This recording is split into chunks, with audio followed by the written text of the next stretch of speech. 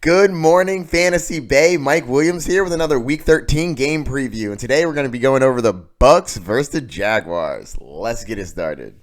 So the spread for this game is -1 Bucs, and the over-under is 47.5. And we're going to start with those Bucs. The game's going to be on Sunday at 1 p.m. Jameis, see, here's the thing. We're playing fantasy football, everybody. This is not regular football. So all those interceptions he's throwing, I don't want to say they don't matter, because they matter. They take away 2 points, and sometimes more, depending on your league setting, or they don't take away any. But, for the most part, people look at Jameis and they think, oh man, he throws so many picks, I don't know if I can use him.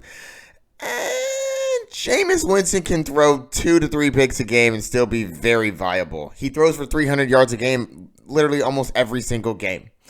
And he's going to throw 2 to 3 touchdowns because he normally throws about 2 to 3 touchdowns. So I have Jameis Winston as a very viable QB1.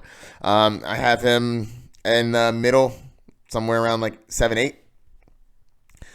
And then let's get down to the wide receivers. Obviously, you're starting both Chris Godwin and Mike Evans. They're both beasts. I have them both in my top 6. They're monsters. Let's get down to the running back position, because that's the one that actually needs to be discussed. Because what are they doing? Who are they actually going to give stuff to? Because last week, Ronald Jones had 12 attempts for 50 yards. Peyton Barber had 11 attempts for 32 yards. They're basically splitting the backfield. It's a little messy, but if I have to choose one, I'm choosing Ronald Jones, and I am going to play him as a low-end running back low-end running back 2 or flex play. Pushing more towards the flex play, personally, though. That being said, Jaguars are not as good as they used to be against the run, allowing the 7th most fantasy points to the running back position at 22 points a game. That's pretty solid. I think Ronald Jones is going to be a solid play this week. I'm not touching O.J. Howard because, I don't know, man. It's really disappointing. He's so talented. We just don't utilize him, and then when we try to, he does a backwards fumble for the in-division rivals to get them on the 20-yard line. Yes, I am still a little salty about that. That was ridiculous.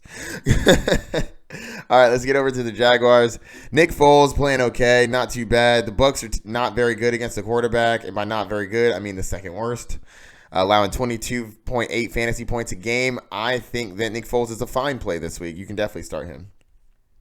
DJ Chark is absolutely bonkers. I think that he's been playing great. Last week he played okay, but in general, on the year, he came out of nowhere. I like DJ Chark, and I like him against my Bucs. I have him as a top 10 play, definitely QB or wide receiver 1. D.D. Westbrook, I also really like D.D. Westbrook in this game. I have him as a flex play, but I definitely think he has some wide receiver 2 upside. So if you need a flyer, D.D. Westbrook's out on a decent amount of waiver wires out there, guys. You should probably check him out. I mean, if you're really desperate, you can even go Chris Conley. The Bucs secondary is not good.